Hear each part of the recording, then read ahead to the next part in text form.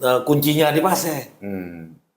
Jadi bukan ditopang oleh kompeten lain. Bukan. Kali ini betul-betul Paseh. Kuncinya di Paseh. Kalau Paseh imbang aja ataupun apalagi kalah menang tipis pun Mualim game. Saya sempat melihat beberapa oknum pejabat ya, ketika Mualim sama Abu Dokto memimpin Aceh. Mereka semuanya merapat, kemudian di 2017 Mualim kalah dengan Irwandi Nova, kemudian mereka pergi entah kemana. Kemarin juga mereka tidak kelihatan. Ya. Tapi begitu diumumkan secara de facto belum de jure Mualim menang berdasarkan real call, ini udah mulai datang lagi nih. Ya. Orang-orang yang sangat Udah ada tim perekrut juga yang di luar itu kan. udah ada agen-agen juga. Udah ada. Ini mungkin ada sesuatu yang menarik juga saya lihat ini berdasarkan survei juga sebetulnya yang saya lihat. Iya. Kawasan yang kalah Mualim itu kawasan yang rawan money politik juga. Iya. Nah itu, jadi kawasan-kawasan itu juga yang sangat rentan dengan money politik. Jadi ketika money politik terjadi, berubahlah petanya. Ya. Berubahlah di situ. Ya, ini menarik ya. Kalau kita melihat dalam hasil pileg ya, di 2 kali pileg itu memang dulu cukup susah orang di luar PD itu bisa mendapat suara. Ya. Tapi justru di 2024 cukup mudah.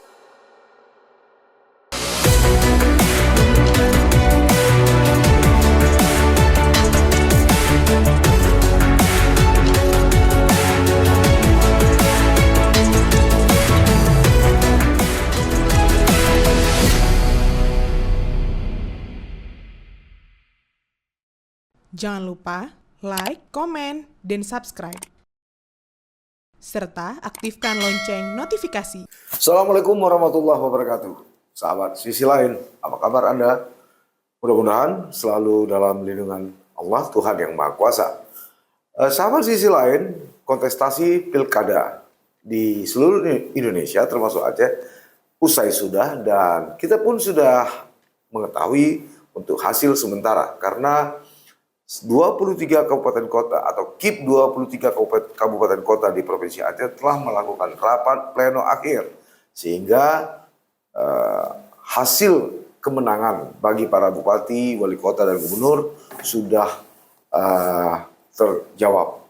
Untuk gubernur, Mualim berada sebagai pemenang atau tampil sebagai pemenang dengan perolehan 53% lebih. Sementara Bustami dan Syekh Fadil 46% lebih. Yang menarik dari pilkada kali ini, basis-basis suara atau basis-basis massa Partai Aceh khususnya Mualim justru tergerus oleh Bustami. Dari 23 kabupaten kota, Dapil 1 semua kabupaten kota Mualim kalah seperti Sabang, Banda Aceh, Aceh Besar. Kemudian disusul di Dapil 2, Pidi dan Pidi Jaya, serta Dapil 3, Kabupaten Biren. Kemudian lompatan juga terjadi di Dapil 7, Kota Langsa, serta Dapil 4, Benar Meriah.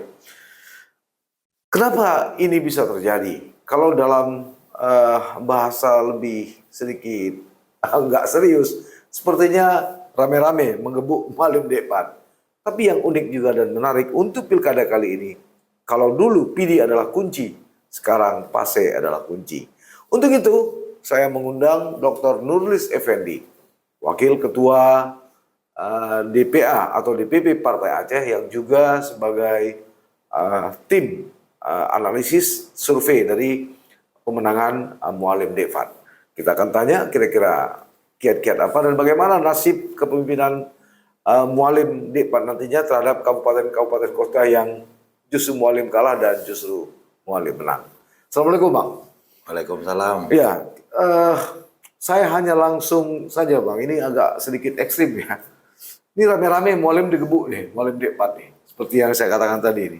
Sebagai tim gitu ya. Kira-kira Abang, apa pendapat Abang soal ini?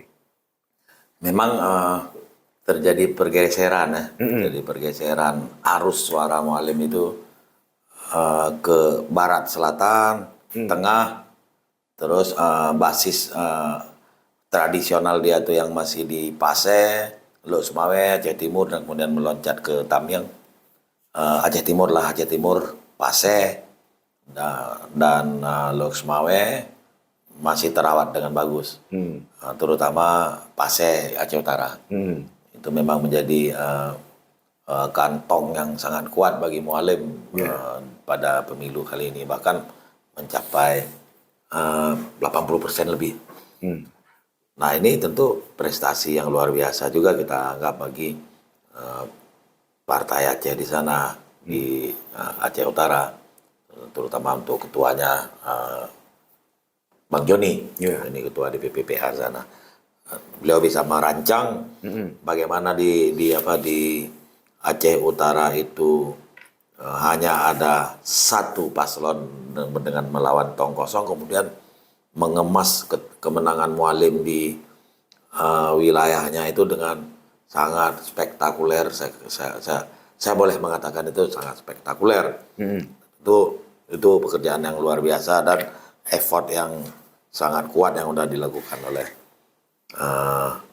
Bang Joni di kawasannya. Kemudian terjadi hal yang menarik juga di Aceh Taming. Di Aceh Taming itu pertama sekali kita menang. Di Mualim menang itu selama dia pilkada di Aceh Taming. Itu mungkin ada pengaruhnya juga dari Pak Armia Fahmi. Dia juga tongkosong, kemudian dia menang, kemudian Mualim juga terangkat di wilayah Taming. Dan beberapa hal yang terjadi yang lonjakan-lonjakan yang di atas 60% itu terjadi di Aceh Jaya sama Abdia. Abdia itu di sana kekuatan Safarudin kan. Safarudin yang kepilih juga jadi bupati itu juga suara Mualim itu sama tuh.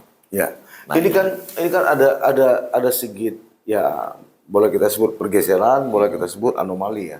Dari hasil survei LSI terakhir. Nah, misalnya dalam survei LSI itu Aceh Timur justru disebut kalah Mualim, tapi ternyata menang.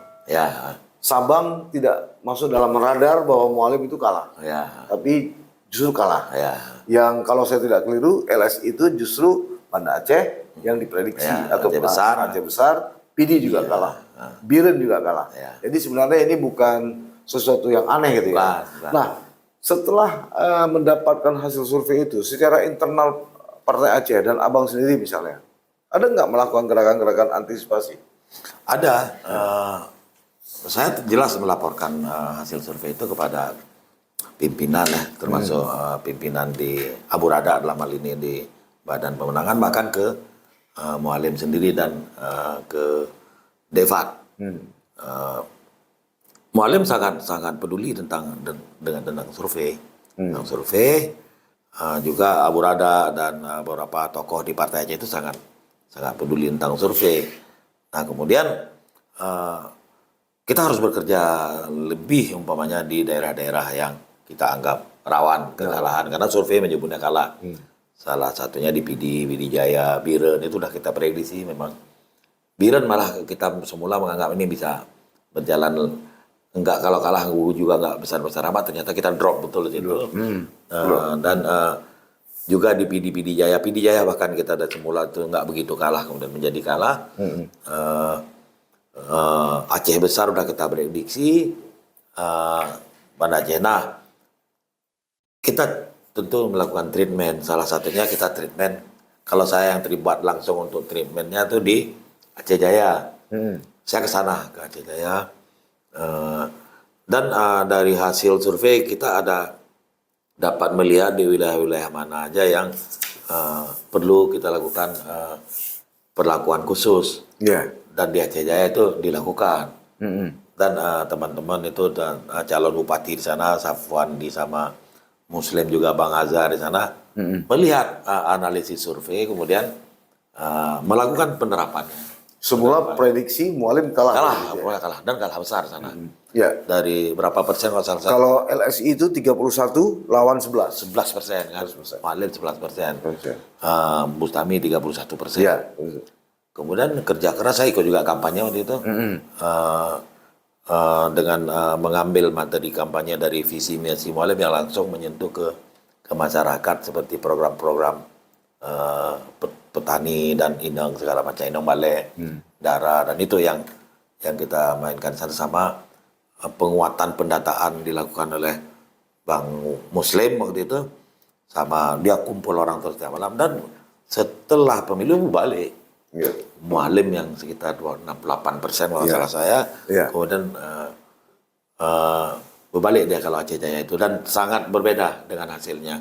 Nah itu artinya treatment yang kita dilakukan itu punya kekuatan yang benar, dan apalagi mereka ini macam Bang Safwandi sama Bang Muslim ini, mereka juga sangat peduli tentang riset, tentang survei, termasuk Bang Azhar. Azhar itu malah dia bisa membaca survei dengan baik kalau Bang Azhar Mantan bupati. mantan bupati itu. Mantan anggota DPR. Dan dia tuh sangat risau dengan keadaan survei itu. Jadi dia sangat dan bisa membaca angka-angka dan bisa Iya. memprediksinya. Iya, kekalahan Mualim katakanlah di Sigli, Bang ya. Ini sangat telak ya.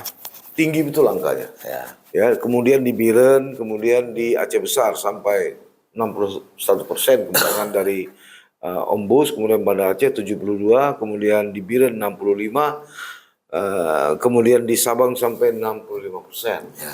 Sementara Mualim menang di beberapa daerah, kecuali Paseh, itu kan menang-menang tipis. Ya. Ini kan seperti saya katakan tadi di awal, kayaknya memang ada gerakan untuk menggebuk Mualim sama Dekpat ya, Bang. Secara internal gimana ini? Kalau di internal partai kan enggak ya, enggak ada, pasti mereka ke kemenangan Mualim. Cuman mungkin di lingkaran atau kalau lingkaran utama dari Partai Aceh itu yang murni PA, yang murni katakanlah yang sangat PA, itu mungkin dapat saya katakan itu tidak terjadi. Mungkin yang nyantol aja ke PA, ke Partai Aceh, nyantol atau mencari kesempatan ke Partai Aceh, mungkin itu bimbang, dia nggak punya keyakinan untuk kemenangan Mualim. Tapi kalau kita yang betul-betul bersama Mualim dan DPA, kita betul-betul kita nggak tergantung kepada apakah kesempatan mengambil kesempatan kalau Mualim menang, tetapi kita punya pemikiran Mualim harus menang. Berbeda ini Mualim menang atau tidak ya? Tapi terbaca ada yang main dua kaki kan? Terbaca.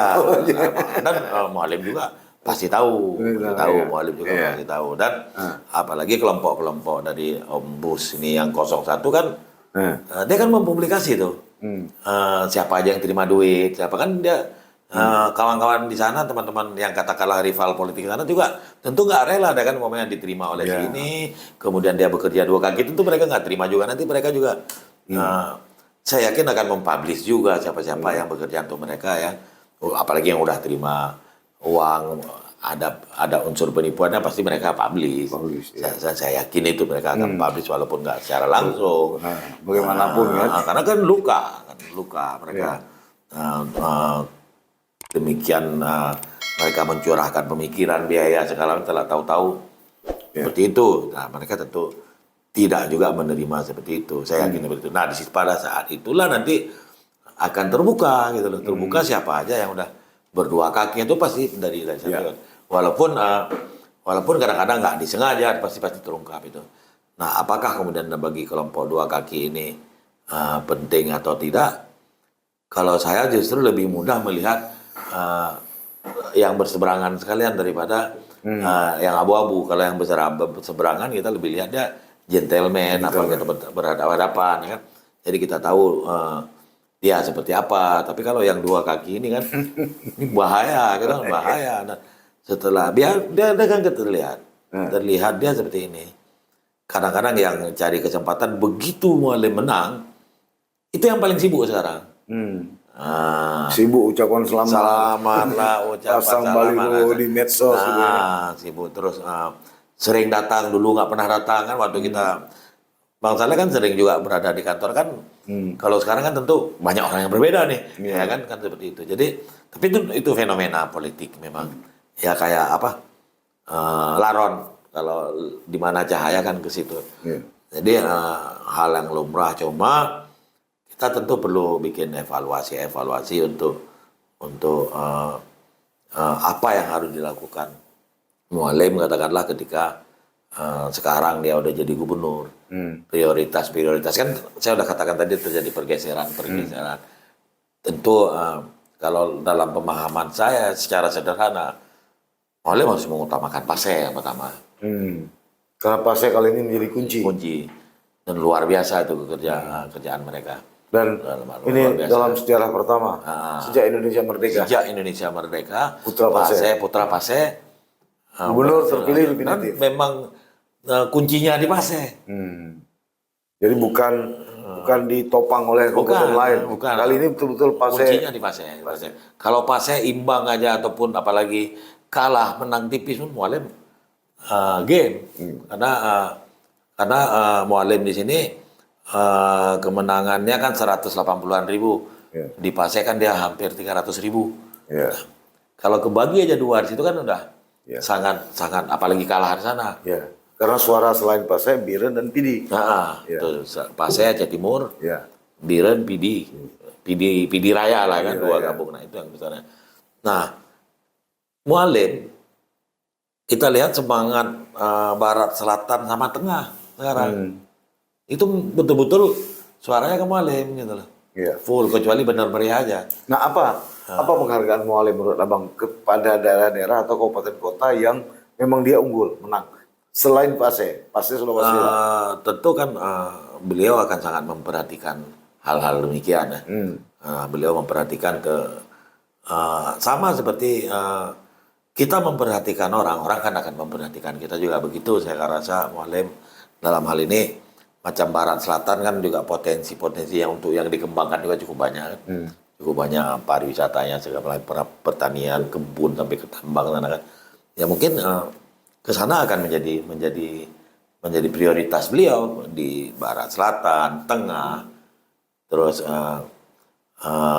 Pasek, Pasek Aceh Timur, apalagi di perbatasan. Mualim juga kan punya program-program khusus di perbatasan sama dengan Pak Armia mau mengembangkan kawasan perbatasan itu menjadi tempat wisata yang bagus. Itu kebetulan Mualim menang di sana juga. Tentu Pak Armia, cita-cita Pak Armia itu connect dengan harapan Mualim, dia menang di sana tentu perhatian ke sana. Nah ini kan yang menjadi menarik seperti Bang Saleh bilang itu ketika kawasan dulu yang kita anggap sebagai basis Mualim kan bergeser kan. Ini menjadi sekarang bahkan menjadi kawasan yang apakah bisa diharap oleh Mualim untuk memenangkan dirinya atau enggak kan menjadi sebuah pertanyaan gitu loh, pertanyaan kenapa terjadi seperti ini. Nah, ini mungkin ada sesuatu yang menarik juga saya lihat ini berdasarkan survei juga sebetulnya yang saya lihat. Kawasan yang kalah Mualim itu kawasan yang rawan money politik juga. Nah, itu. Jadi kawasan-kawasan itu juga yang sangat rentan dengan money politik. Jadi ketika money politik terjadi berubahlah petanya. Berubahlah di situ. Ya, ini menarik ya. Kalau kita melihat dalam hasil pileg ya, di 2 kali pileg itu memang dulu cukup susah orang di luar PD itu bisa mendapat suara. Tapi justru di 2024 cukup mudah. Calon anggota legislatif dapil 1 lah misalnya yang non PD justru bisa mendapat suara lebih di PD. Kemudian di Biren juga kita lihatlah di media-media sosial ya, banyak yang ditangkap karena proses money politik. Jadi memang itu kayaknya bergerak lurus gitu ya. Di dapil 1 juga begitu, di Banda Aceh besar gitu ya. Sama itu. Nah itu kan tadi soal money politik di daerah. Di Banda Aceh sendiri, di ibu kota provinsi, ada nggak indikasi misalnya dugaan-dugaan ada oknum pejabat yang memang tidak netral? Padahal kan PJ Gubernur selalu mengatakan netral. Itu tercium nggak semua? Ada. Kalau kita secara sederhana ngelihatnya kan ketika gerakan-gerakan mereka juga kan terbaca sebetulnya. Apakah kepala dinas itu mengarah kemana, mereka menyiapkan apa juga kan kita kan kebaca ya. Kita kan wartawan. Jadi Bang Saleh wartawan, saya wartawan. Kita kan juga basis, kita kan investigasi. Jadi dengan investigasi nggak seperti investigasi di majalah Tempo dengan yang begitu rumit, investigasi sederhana aja udah ketemu tuh. Ketemu sangat mudah ketemu. Jadi ini pula yang mungkin kita akan lihat di dalam pemerintah Aceh nanti itu ke depan tuh kalau pejabat yang ditempatkan oleh beliau tuh pejabat yang bukan pejabat yang serakah gitu loh, yang serakah yang cari untung apapun dilakukan segala macam untuk dapat jabatan, tetapi tetap kita melihat kapasitasnya sebagai pejabat dan kapasitasnya sebagai apakah dia mampu memprioritaskan umpamanya daerah-daerah yang memang secara politik mualim diperhatikan oleh daerah-daerah tersebut, umpamanya Barat Selatan, Pasir segala macam. Nah itu juga pejabat itu harus punya refleks dalam berpikir itu. Ya kita nggak usah jauh-jauh melihat dulu Jokowi lah ya, bahwa Jokowi memperlakukan hal yang berbeda umpamanya antara Aceh dengan Papua kan. Iya. Papua mobil pun juga jarang, tapi tol selesai di sana semua kan. Dan dia berulang kali datang ke Papua, tapi kan ke Aceh tol sampai sekarang juga belum selesai. Kenapa? Papua 95% yang menang. Iya. Aceh kalah ya kan. Makanya yang paling terakhir perhatian Jokowi untuk Aceh itu kan menjelang dia akhir jabatannya sama dengan perhatiannya ke Padang.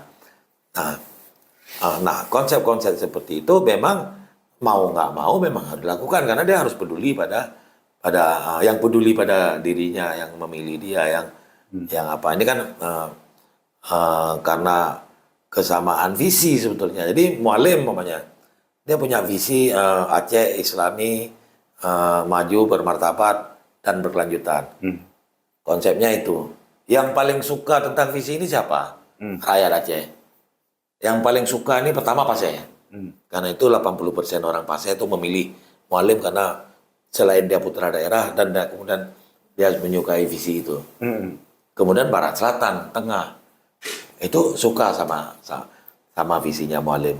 Jadi suka dengan program pembangunan Mualim, maka dia milih Mualim.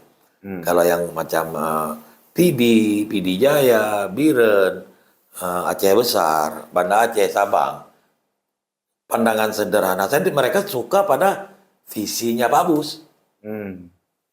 Maka sehingga menang Pak Bus di sana. Om Bus istilahnya. Jadi mereka menganggap mungkin visi misi Om Bus sesuai sama mereka. Itu mereka milih Om Bus. Tapi kalau wilayah, nah kalau kita lihat pembagian per kabupaten, ada sekitar 16 kabupaten kota yang menyukai visi misi Mualim. Iya. Selebihnya 8 atau 7 ya, 8 atau 7. Itu menyukai visi misi Bus. Jadi Mualim harus berpandangan, bukan harus ya, seharusnya dan logika saya itu Mualim itu harus mengutamakan pada pembangunan pada daerah-daerah yang menyukai visinya, visi misinya beliau. Tapi ada yang menyebut Bang bahwa politik itu kan tidak hitam putih. Ya. Ada negosiasi, ada komunikasi. Kan nggak ada jaminan kalau kemudian orang-orang yang hari ini tidak mendukung Mualim kemudian tidak bisa masuk dalam Mualim. Nah ini sudah sering terjadi dan ini saya kira sebuah proses alamiah dalam politik. Nah bagaimana tim Mualim untuk mendeteksi ini atau ya dalam tanda yang paling ekstrim membendung inilah orang-orang Bluetooth inilah.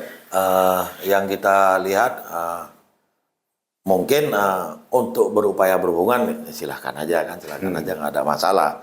Tetapi kan ada skala prioritasnya, ada skala prioritas kan kita dalam hal ini tim Mualim dan Mualim sendiri tidak boleh juga melukai seluruh kekuatan yang bersama dia selama ini. Umpamanya di tim pemenangan di daerah-daerah yang membuat yang bekerja keras untuk Mualim menjadi gubernur dan Devan menjadi wakil gubernur. Nah, itu kan skala prioritas. Kalau enggak ada skala prioritas itu menjadi rapuh dah. Yeah. Kalau skala prioritas ada ini udah kekuatannya ini ada. Nanti kan ada alasan begini. Itu selalu biasanya terjadi bahwa ini orang ini hebat, mampu, kuat, pintar. Itu udah kuno. Karena orang yang pintar itu dulu awalnya juga bodoh juga kan, nggak bisa apa-apa juga. Belajar Dan bisa. orang pintar juga banyak yang loyal ini. Nah, iya. Konsep Mualim itu sama Prabowo itu juga hampir sama. Yeah. Kalau dia butuh orang pintar kan banyak. Tapi kan orang setia sama dia kan terbatas gitu. Kalau orang yang pintar di mana-mana ada. Nah, siapa yang pintar? Saya rasa kalau setia kan dia kepintarannya kan bisa diasah. Yeah. Dia bisa belajar, bisa apa. Tapi kalau setia kan bawaan pribadi, perilaku personal. Nah itu mungkin. Jadi yang dia utamakan ya yang loyal sama dia.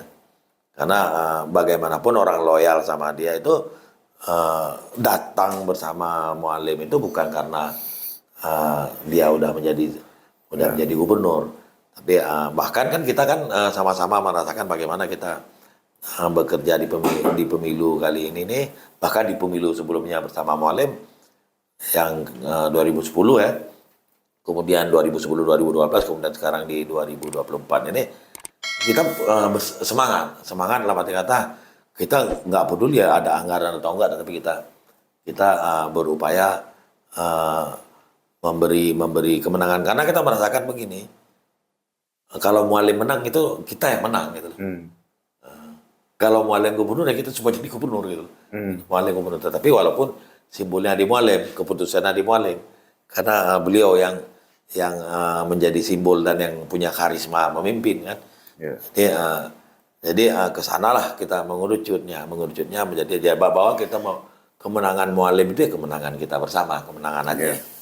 Saya sempat melihat beberapa oknum pejabat ya, ketika Mualim bersama Abu Dokto memimpin Aceh, mereka semuanya merapat. Kemudian di 2017 Mualim kalah dengan Irwandi Nova, kemudian mereka pergi entah kemana.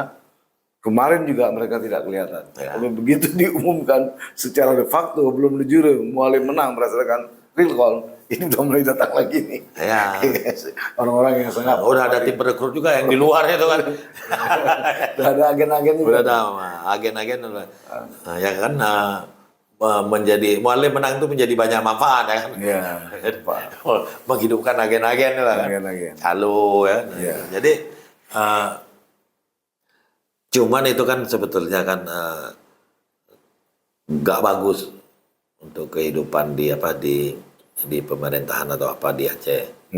Kalau calo-calo jabatan itu menjadi sangat bekerja karena kalau calo-calo ini yang dibiarkan kasihan di Mualimnya ini yang menentukan dinas segala macam kan harusnya kan Mualim sama Devat, Mualim Devat berdua mereka yang menentukan ini. Mungkin mereka akan membentuk SOP atau segala macam itu terserah beliau. Itu hak prerogatif beliau untuk menentukan siapa kepala dinas.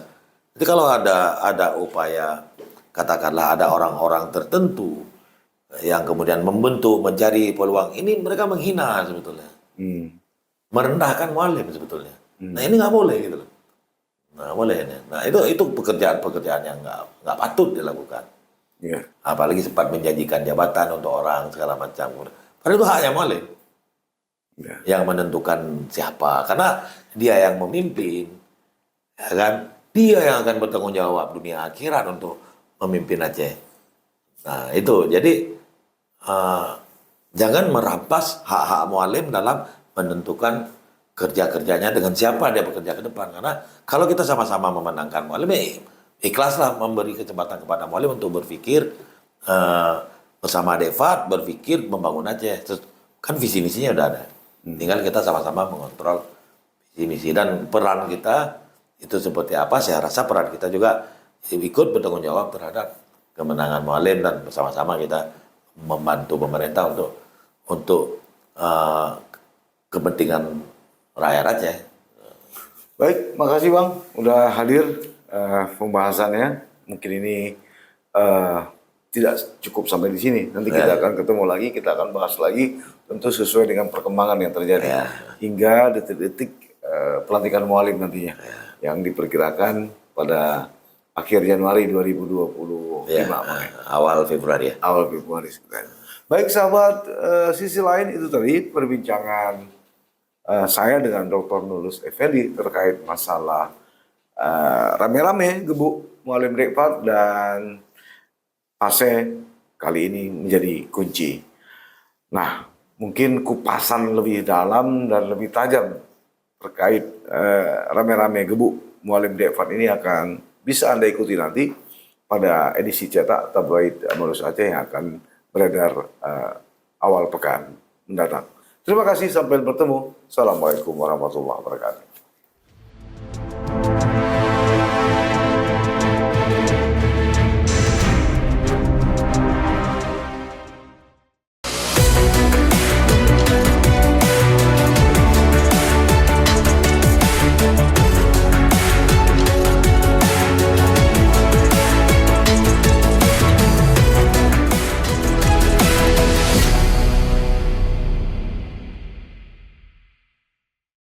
Jangan lupa like, komen, dan subscribe. Serta aktifkan lonceng notifikasi.